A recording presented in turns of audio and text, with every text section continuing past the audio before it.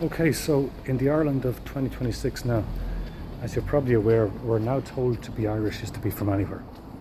Irish can mean anything, you know. Um, it can mean you're actually Irish, or it can mean you have an Irish passport. It can mean you're of Irish parents, it can mean you're foreign parents. It can mean you're of one foreign parent, one Irish parent. It can mean you've set foot in the country 10 hours ago. It can mean you had a drink of Guinness once. And you might think I'm exaggerating, but it's almost got to that point now. To be Irish is to be anyone from anywhere. That is how ludicrous the conversation has become. Um, Now, obviously, we don't need to accept this. We know what it is to be Irish, you know, and it's not what the media tells us. It's not what the politicians tells us.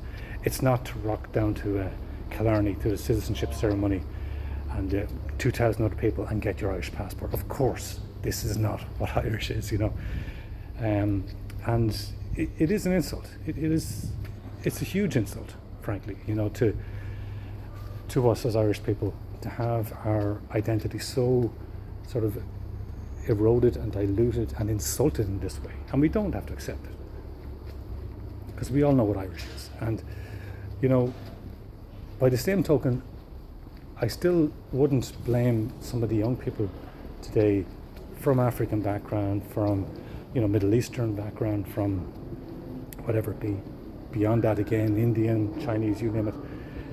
And some of these kids growing up in Ireland, and you'll find it's often the ones who are furthest away in terms of being Irish, you know. It is ones who are non-European in most cases. And they will be the ones that are often most vocal about it, most insistent that they're Irish, you know, and who will take umbrage to you saying they're not Irish, you know. And look, in a lot of cases, I don't blame these young people. Like, they want to fit in, they want to blend in. And I know myself from growing up in Ireland, like, you know, especially when you're in school and that, you don't want to draw attention to yourself. You want to blend in. You want to kind of look and sound and act as much as possible as the next person. Because to stick out is to invite unwanted attention, is to be targeted, essentially. You know, to be bullied, to be picked on. And this is the sad reality. The less you look like the norm, the more different you look or sound or act, the more likely you are to invite unwanted attention from scumbags, from bullies, you know, from lowlifes. That's just a sad reality. That's how it was for me growing up, and it's probably something similar today. It might not be just as bad, but it's probably somewhat similar today.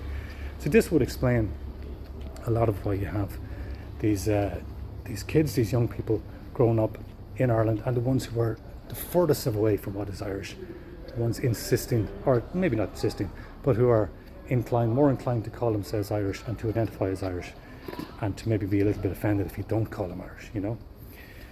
So it's good to sort of reflect on that and to understand where that's coming from, where that instinct is coming from, and you know, separate that from, like, say, you know, the sort of open borders NGOs, from some of the more subversive types in the media and in politics and that, and academia, who will sort of use it almost as like a battering ram against Irishness and against Irish people, which is going on as well.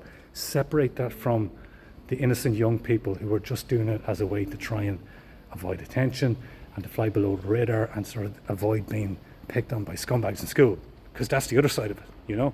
So that's kind of how I see it. And you know, then let's take it from the perspective of someone who takes offence to not being called Irish, someone of foreign background, foreign parents in Ireland. And if someone says to them, "Oh, I'm Irish, you're not Irish," understand where that's coming from. That's like they're saying that as a factual statement. They're not saying it as like, "You're worse than me, you're lesser than me." You know, it's not. That's the word I'm looking for. It's not a statement of virtue. To say someone is Irish or not Irish is not saying you're less than me, you're of less worth than me. You know, it's important to keep that in mind if you're someone who's not Irish watching this. In most people's cases, it's just a matter of pointing out the reality. That's all, you know, based on what I've just said now. You know, I'm just stating the facts.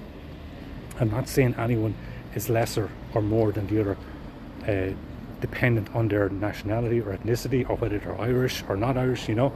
So just keep that in mind, and maybe that is a way of sort of reflecting on things a bit more as to why there are people who will innocently call themselves Irish who are clearly not Irish, and then there's others who maybe will use it as a kind of a battering ram against Irish identity, against Irish people, which is obviously subversive and damaging. And that's the kind of